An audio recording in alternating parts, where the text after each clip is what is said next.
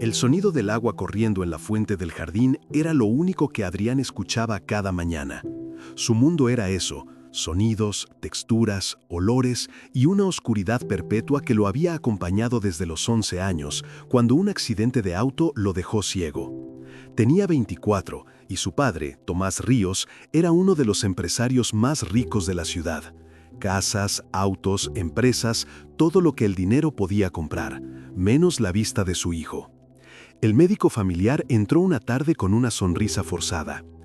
«Hay nuevos tratamientos, don Tomás», dijo mientras revisaba un informe, «pero aún están en fase experimental». El padre asintió con la mirada perdida. Adrián, sentado frente a él, solo apretó los labios. Ya no quería más operaciones, más promesas rotas, más agujas. Había aprendido a moverse por la casa con un bastón, a memorizar cada rincón, pero también a convivir con el silencio de un hogar donde su madre ya no estaba, y su padre siempre hablaba con la voz tensa de la culpa. A veces Adrián se sentaba en el balcón, sintiendo el viento golpearle el rostro. Escuchaba el murmullo de la ciudad y soñaba con caminar sin escoltas, sin choferes, sin que nadie lo trate como una porcelana rota. Una noche, sin avisar a nadie, decidió hacerlo. La ciudad tenía un ritmo distinto cuando uno la caminaba sin mirar. El bastón golpeaba el suelo húmedo, mientras el ruido de los autos le marcaba el camino. Adrián llevaba una gorra, un abrigo y un pequeño termo con agua. No quería ser reconocido como el hijo del millonario ciego, solo un hombre más buscando aire. En una esquina, el olor a pan caliente lo hizo detenerse. Un vendedor callejero lo saludó con curiosidad. «¿Está perdido, joven?» «No», respondió Adrián, «solo quería caminar un poco». El hombre le ofreció un pan y se lo dio sin cobrarle. Fue el primer gesto sincero que alguien le hacía sin saber quién era.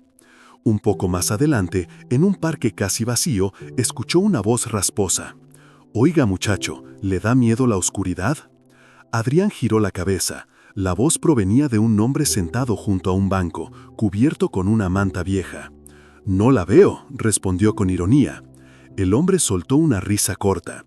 «Entonces ya la conoce mejor que nadie». Hubo un silencio. Luego el vagabundo abrió una botella de plástico. «Beba un poco», dijo. «Está limpia, la saqué de una fuente allá arriba. Dicen que ayuda a ver lo que uno ha perdido». Adrián dudó, pero la voz del hombre tenía sincero. Bebió un sorbo. El agua tenía un sabor raro, metálico, pero refrescante. «Gracias», dijo. «No me agradezca», respondió el vagabundo. «Solo recuerde, lo que uno busca no siempre está en los ojos». Adrián despertó al día siguiente con una sensación extraña. No había dormido bien. Durante la noche soñó con destellos, como si luces lejanas cruzaran su mente por un instante. No era visión real, lo sabía, pero el sueño había sido distinto, más nítido. Desayunó en silencio. Su padre, como siempre, ya había salido. Solo la señora Julia, la empleada de toda la vida, le sirvió el café. «Te noté más tranquilo hoy, hijo», dijo ella, acostumbrada a tratarlo como si aún fuera el niño que perdió la vista. «Soñé con luz», respondió él, sin pensar demasiado, «con sombras que se movían». Julia sonrió con tristeza. «Eso debe significar algo». Pero Adrián no quería interpretaciones, quería respuestas. Así que decidió volver al parque. Esa tarde, cuando el chofer fue a recogerlo al instituto de música donde tomaba clases de piano, Adrián le pidió un favor. «No me lleves directo a casa, déjame en la Plaza de las Palomas». «¿Solo, señor?» «Sí, quiero escuchar la ciudad un rato». El chofer dudó, pero aceptó. Adrián caminó con el bastón, recordando el sonido del lugar donde había hablado con el vagabundo. Lo reconoció por el murmullo de una fuente cercana y el eco del tránsito lejano. Se detuvo. «¿Señor?», dijo en voz baja. Nadie respondió. Esperó varios minutos hasta que escuchó el sonido de pasos arrastrándose. Era él. «Sabía que volverías», dijo el vagabundo, sonriendo. «¿Qué era esa agua?», preguntó Adrián. «Nada que se venda», contestó el hombre. «Es solo agua, pero tal vez lo que cambió fue tu fe». Adrián frunció el ceño. No creo en milagros. Ni falta que hace, respondió el otro. Solo cree en ti. El vagabundo se llamaba Rafael, dormía en un refugio improvisado y hablaba como alguien que había tenido una vida antes de perderlo todo. Conversaron durante más de una hora. Adrián le habló de su ceguera, de su padre, de la soledad. Rafael escuchaba sin interrumpir. ¿Sabes qué es lo peor de no ver?, preguntó Adrián. Depende, respondió Rafael. Algunos no ven con los ojos, otros no ven con el alma. Esa frase quedó flotando en el aire como una herida abierta. Los días siguientes, Adrián comenzó a visitar a Rafael con frecuencia. Llevaba comida, ropa limpia y, sobre todo, tiempo. En esas conversaciones, el vagabundo fue revelando fragmentos de su pasado. Había sido obrero, luego guardia de seguridad, perdió a su familia en un incendio y con ellos perdió también las ganas de vivir. Uno puede seguir respirando sin estar vivo, ¿sabes?, le dijo una tarde mirando el suelo. Sí, contestó Adrián, lo entiendo perfectamente. Entre ellos creció una amistad improbable, el joven millonario ciego y el vagabundo sin nombre. Un día, Adrián decidió contarle algo que nunca había dicho a nadie. El accidente no fue culpa del chofer, fue culpa de mi padre. Él manejaba borracho. Mi madre murió ese día. Yo quedé así. Rafael permaneció en silencio, solo apretó su hombro. Perdonar no es olvidar, le dijo finalmente. Es soltar el peso para poder seguir. Adrián sintió por primera vez en años que alguien lo entendía. Esa noche, al regresar a casa, escuchó la voz de su padre discutiendo por teléfono. «No me importa cuánto cueste, quiero ese tratamiento en Suiza», gritaba. Adrián comprendió que su padre nunca había dejado de intentar compensar el error. Pero no con amor, sino con dinero. El sonido del viento siempre le recordaba aquel día. Era una tarde soleada cuando el auto negro avanzaba por la carretera, con la música alta y el olor a perfume caro. Adrián tenía 11 años y jugaba con una pelota pequeña en el asiento trasero. Su madre, Clara, reía, mientras su padre, Tomás, sostenía el volante con una copa de vino entre las piernas. «Papá, mamá dice que no tomes cuando manejas», dijo el niño con inocencia. El hombre rió. «Tu mamá exagera, estoy bien». Un segundo bastó. Un claxon, un grito, un frenazo. Después, nada. Cuando Adrián despertó en el hospital, todo era silencio y oscuridad. La voz de su padre, quebrada, lo llamó. «Hijo», pero él no respondió. No podía. El médico explicó que el golpe en la cabeza había dañado los nervios ópticos. «No volverá a ver», dijo con tono grave. Tomás Ríos sintió que su vida se partía en dos.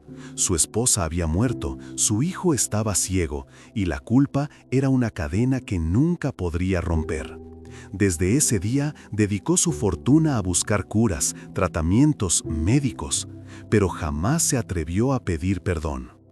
Años después, Adrián lo sabía todo. Había escuchado conversaciones, había sentido las ausencias, las disculpas silenciosas convertidas en dinero. Y aunque lo amaba, también lo odiaba. Una tarde, mientras tocaba el piano en su habitación, Rafael le vino a la mente. El vagabundo hablaba de perdón, de mirar adentro. ¿Y si la verdadera cura no era para mis ojos, sino para nosotros?, pensó. Pasaron algunos días hasta que Adrián volvió al parque. Rafael lo esperaba como si supiera que iba a llegar. «Traje más agua», dijo el anciano, sosteniendo la botella. «¿De la misma fuente?». «De la misma, pero no te la doy por tus ojos, sino por tu alma». Adrián sonrió. «Eres un hombre raro, Rafael». «No», respondió él, «solo un hombre que vio demasiado y quiso cerrar los ojos». Esa tarde, Adrián bebió un nuevo sorbo. No sintió magia, pero sí algo diferente. El aire le pareció más brillante, como si pudiera sentir la luz a través de la piel. Esa noche, mientras dormía, soñó con el rostro de su madre. Pero no era un recuerdo borroso. La veía sonriendo, nítida, con el cabello moviéndose al viento. Despertó con lágrimas en los ojos. Al día siguiente fue al médico. No le dijo nada del agua ni del vagabundo, solo pidió una revisión. Después de varios estudios, el especialista lo miró sorprendido. Adrián, hay una pequeña respuesta nerviosa que no habíamos visto antes. Tus ojos reaccionan mínimamente a la luz. ¿Qué significa eso?, preguntó con la voz temblorosa. Que tal vez algo está despertando. Cuando Adrián regresó a casa con la noticia, su padre casi no lo creyó. ¿El médico dijo eso?, preguntó, sin apartar la vista de su computadora. Sí, que hay una leve reacción a la luz. Tomás se quedó inmóvil. Cerró el portátil lentamente. Entonces, lo lograremos, hijo. Llamaré a los mejores especialistas. Pagaré lo que sea. Pero Adrián negó con la cabeza. No, padre, no fue por los doctores. Entonces, ¿por qué? Por una persona que conocí. Tomás frunció el ceño. ¿Una persona? ¿Qué clase de persona? Un hombre sin nada, pero con mucho que decir. Durante días, Adrián insistió en que su padre conociera a Rafael. Al principio se negó, pero la curiosidad pudo más. Una tarde fueron juntos al parque. El contraste era fuerte. Un empresario impecable, de traje y reloj brillante, frente a un hombre de barba larga y ropa gastada. ¿Así que usted es el que anda dándole agua a mi hijo?, dijo Tomás con tono sarcástico. Rafael lo miró tranquilo. No le di agua, le di un motivo. Adrián sintió tensión en el aire. ¿Sabes cuántos millones he gastado en médicos para que vengas a decirme que un vagabundo te curó? Rafael sonrió. El dinero puede comprar tratamiento, pero no fe. Tomás se enfureció. No necesito sermones de alguien que vive en la calle. Entonces siga comprando culpas, respondió el vagabundo con calma. A ver si con eso logra dormir. El silencio cayó como un golpe. Adrián no dijo nada. Sabía que, detrás de la rabia de su padre, se escondía el miedo. Miedo a aceptar lo que había hecho, miedo a no poder enmendarlo. Esa noche, el joven no pudo dormir. Sentía un peso enorme, pero también una chispa de esperanza. Algo dentro de él cambiaba, y tal vez también dentro de su padre.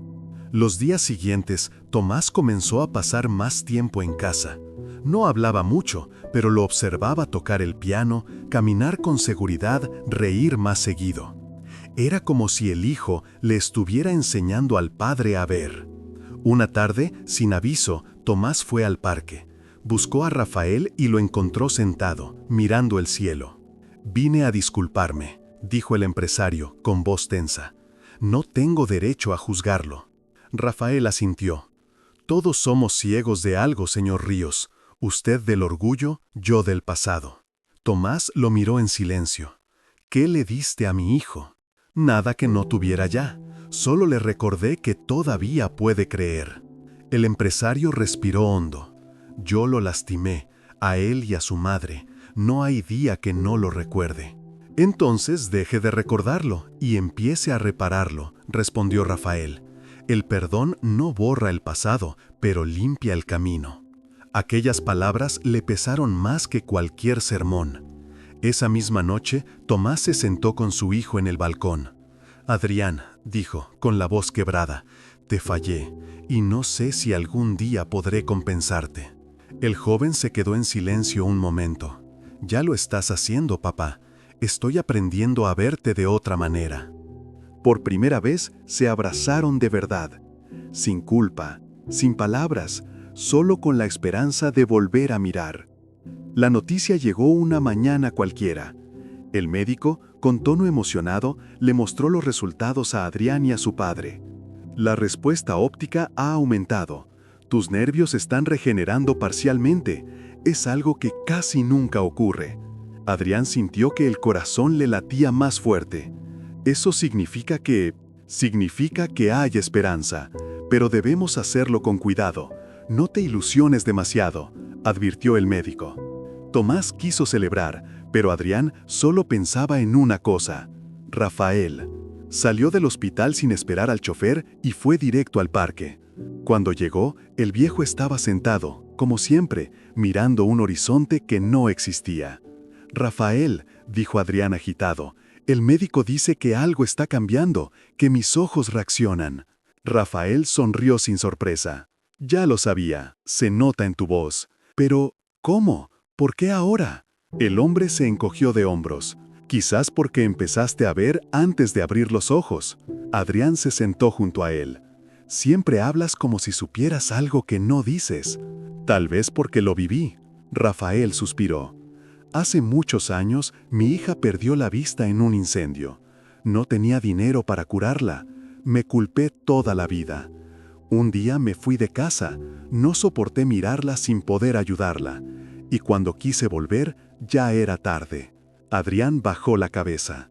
Entonces entendí que la vista es un regalo, pero ver de verdad es un acto de amor. Hubo un silencio largo. Luego, el vagabundo le entregó la botella casi vacía. «Guárdala», dijo, «no por el agua, sino por lo que representa». Adrián la tomó con cuidado. «Gracias por todo, Rafael». El hombre sonrió. «No me des las gracias, muchacho. Solo prométeme algo. Cuando veas, no dejes de mirar lo que importa». Pasaron semanas de tratamientos, ejercicios visuales y noches de ansiedad. Hasta que un día, mientras la enfermera abría las cortinas del hospital, algo cambió. Primero fue un resplandor tenue, un golpe de luz que lo obligó a cerrar los ojos. Después, sombras, formas, movimiento. Y de pronto, la silueta de una figura a contraluz. «Papá», susurró. Tomás se acercó de inmediato. «¿Qué pasa, hijo?» Adrián levantó la mano, temblando. «Puedo verte».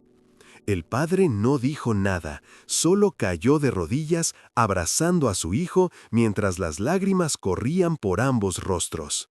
Días después, cuando Adrián salió del hospital, lo primero que quiso hacer fue ir al parque. Pero al llegar, Rafael ya no estaba, solo quedaba la manta vieja doblada sobre el banco y una nota escrita con letra temblorosa. «La luz está dentro de ti, ya no necesito verla». Adrián se quedó de pie mirando el lugar donde lo había conocido. La ciudad se veía inmensa, viva, colorida. Y en medio de todo ese paisaje nuevo, entendió algo simple pero profundo: que aquel hombre sin nada le había enseñado a tenerlo todo. Tomó aire y sonrió. Por primera vez en 13 años, vio el amanecer.